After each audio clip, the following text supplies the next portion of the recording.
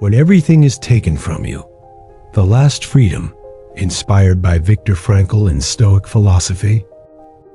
There is a moment in life when everything you took for granted disappears. Your name becomes a number. Your past becomes a memory with no value. Your future, a question mark you barely dare to imagine. Viktor Frankl lived this in the flesh. One day he was a doctor with a promising career. The next, just another prisoner in Auschwitz. Head shaved, no belongings, no family in sight, no rights. Just cold, hunger, and a threadbare uniform. And in that hell, he understood a devastating truth. When everything is taken from you, you discover the one thing that truly belongs to you. Your attitude toward the inevitable. Your inner freedom. The first thing lost in a concentration camp is not physical freedom or health. It is identity.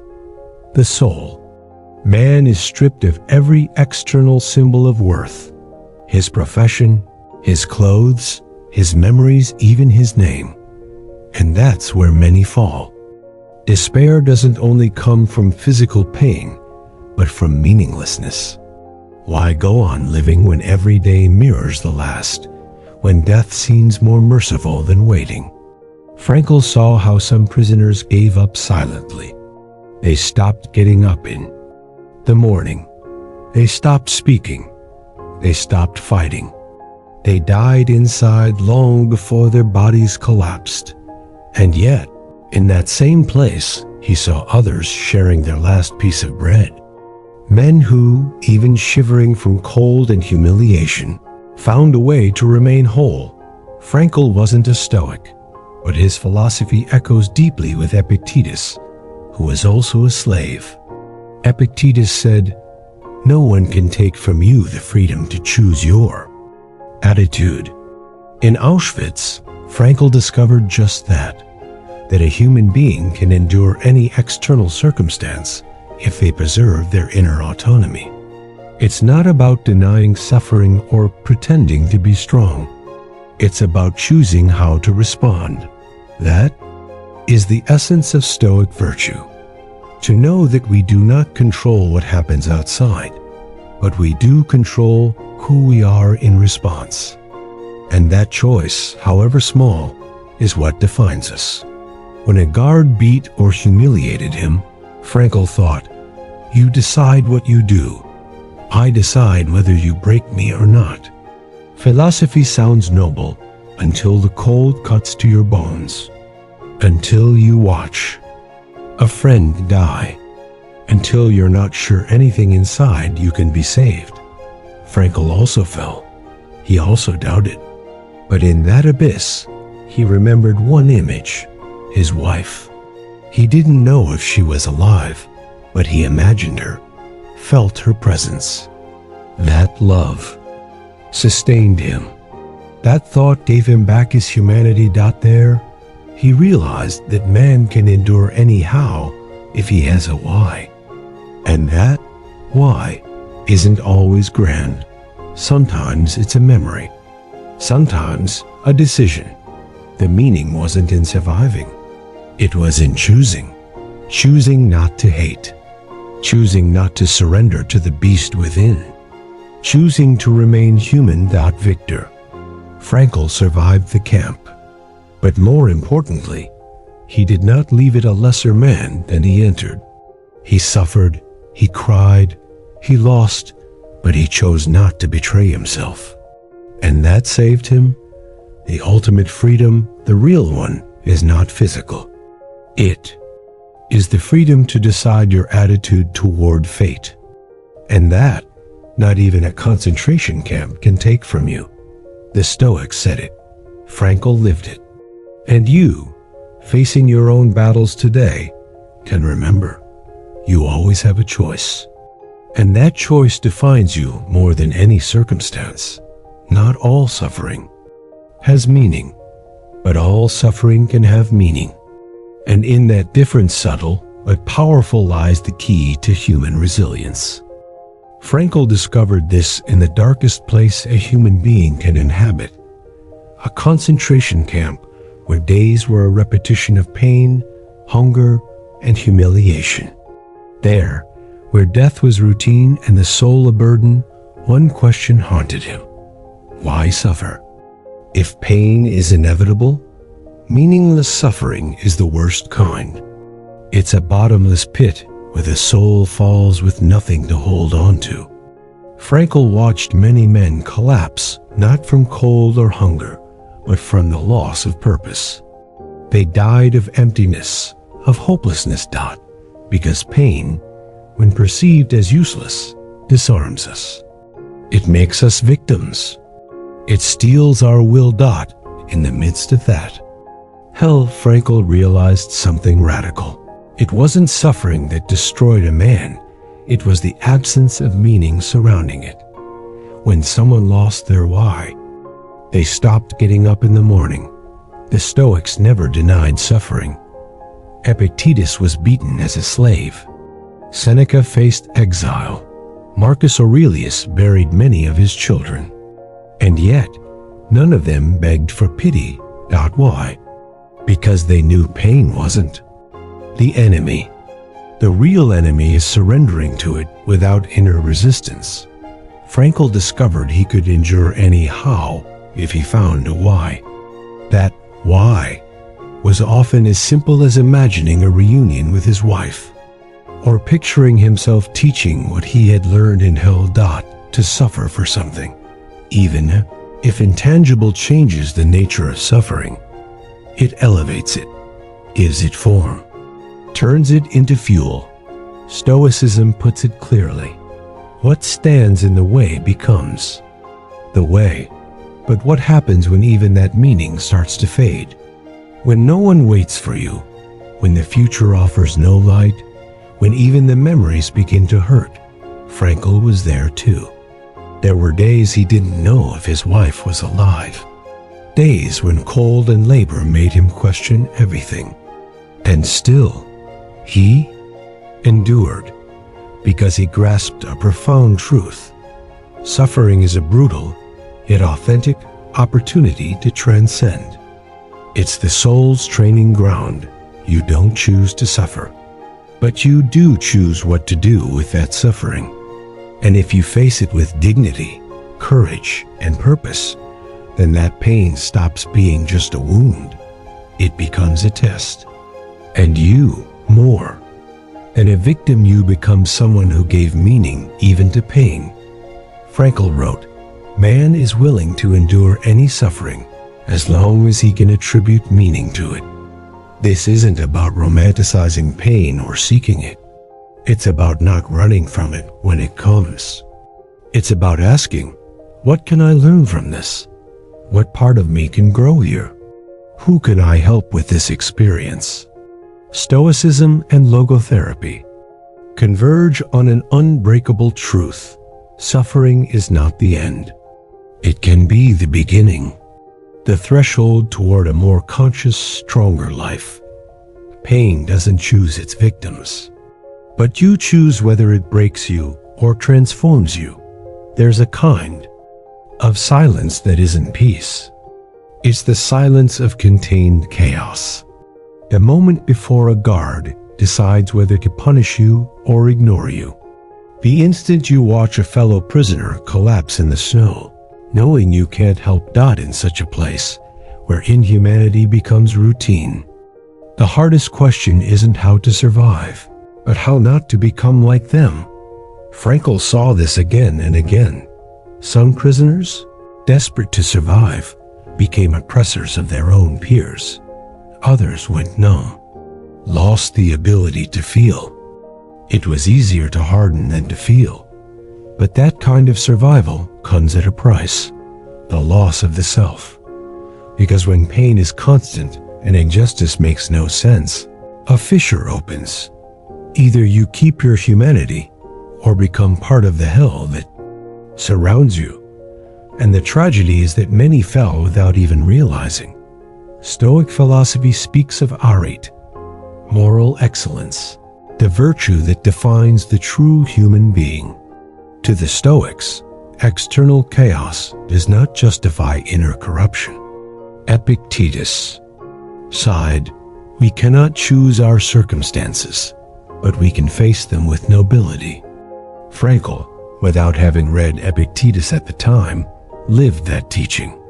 He described how some prisoners, lips blue from the cold, still offered a kind gesture, a word of encouragement, a piece of bread. Small acts that didn't change the camps. Rules, but kept the soul from rotting. The Stoic attitude is not passivity. It is resistance. It is to face chaos and say, "You don't get to decide who I am." But some days, not even philosophy offers comfort. Days when the chaos is so brutal, the soul trembles. When punishment is unjust, when hope feels like betrayal, when being good seems useless. Frankl faced that doubt. Does it make sense to hold on to virtue when no one sees it, when no one rewards it, when tomorrow might never come? And yet, he understood what the Stoics always knew. Dignity is not maintained for others. It's maintained for oneself. Not because it's useful, but because it's the one thing no one can take from you without your consent. In the midst of chaos, being loyal to your values is an act of rebellion, a silent way of saying, "You didn't win." Frankl wrote, "Man is the being who invented gas chambers, but also the one who entered them with his head held high and a prayer on his lips." That is the essence of the Stoic attitude toward chaos. It's not about winning. It's about not betraying yourself. Not all who die are defeated. Not all who survive are whole. The real victory when the world collapses is preserving what makes you human.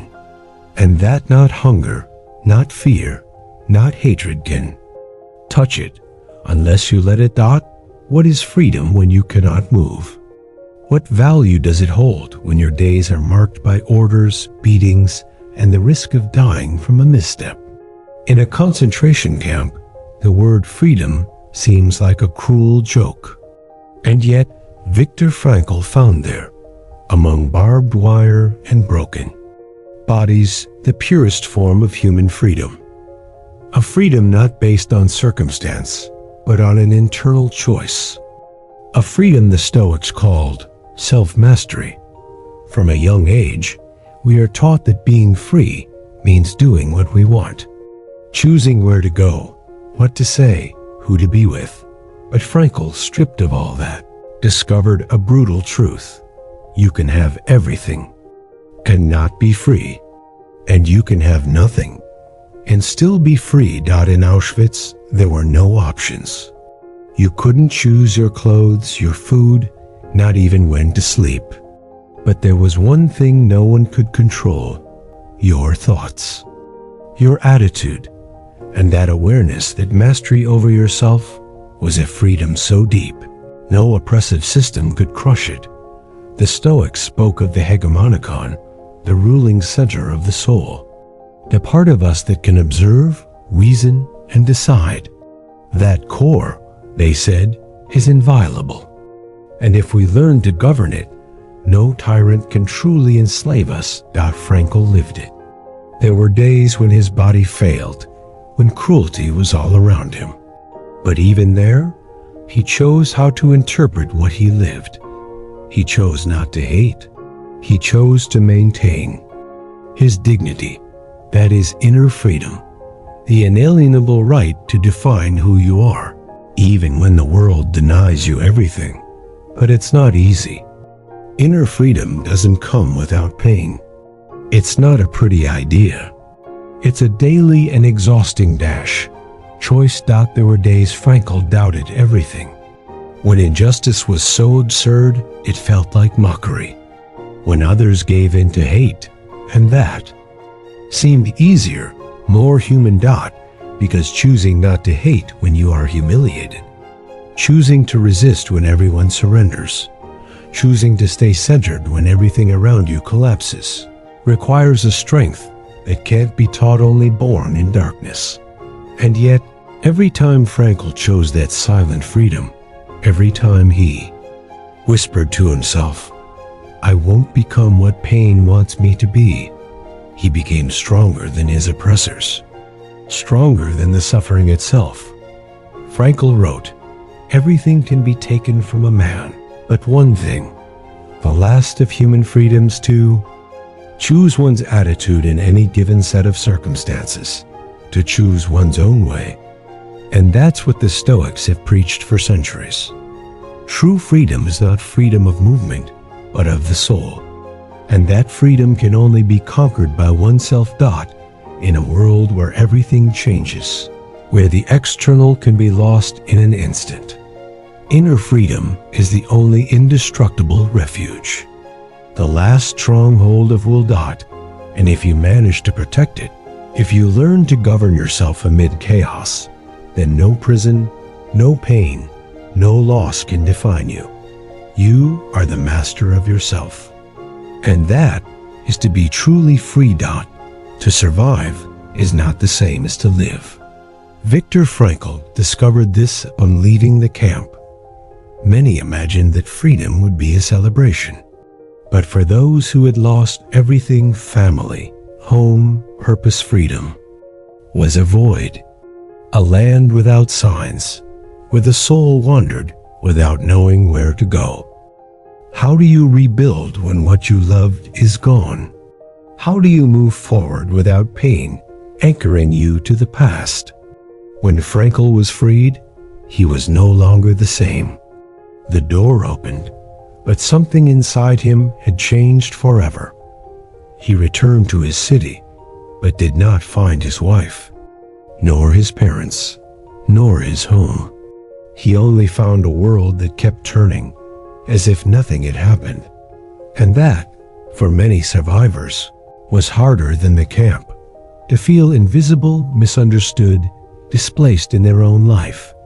Life went on, but they didn't know how to re-enter it. Frankl spoke of existential vacuum, that feeling that nothing matters, that everything is shallow, that there's no longer a reason to wake with purpose. Many feel it today. You don't need a camp to experience that emptiness. Sometimes a loss, a heartbreak, a betrayal is enough for the world to lose its color. That's where Stoic thought once again lights the path. Because the Stoic doesn't wait for the world to give him meaning. The Stoic builds it, chooses it. Epictetus taught that in adversity we must ask, what can this do for my character? What opportunity is there here to practice virtue? Frankl did just that. He decided not to be just a witness to horror, but a messenger of meaning. He transformed his pain into a mission, and that mission, helping others find purpose in suffering, gave him a new life. But there is an easy way out: to ignore, to bury the past, to seek distraction, pleasure, noise, anything to cover the emptiness. It's understandable, but it's a trap. The pain we don't face doesn't disappear. It hides, festers, and eventually demands its price. Frankl didn't deny his suffering. He honored it. He wrote about it, turned it into teaching. And that is one of the deepest lessons we can learn. Don't run from pain. Integrate it. Understand it and use it as the foundation of a more conscious life. The Stoics spoke of eudaimonia, the good life, not a life without pain, but a life with meaning, even amid pain. Viktor Frankl wrote, "He who has a why to live for can bear almost any." How? And he added, "Our task is not merely to seek meaning in life, but to answer what life expects from us." That is the close of this journey. It's not about erasing the past or denying suffering. It's about transforming it. Pain can leave you empty, or it can awaken you. It can sink you, or it can make you wiser, stronger, more compassionate. That choice is yours. The Stoics knew it. Frankl proved it. And you, in your own inner battlefield, can remember it every time you feel all is lost. Life doesn't always have meaning, but you can give it one.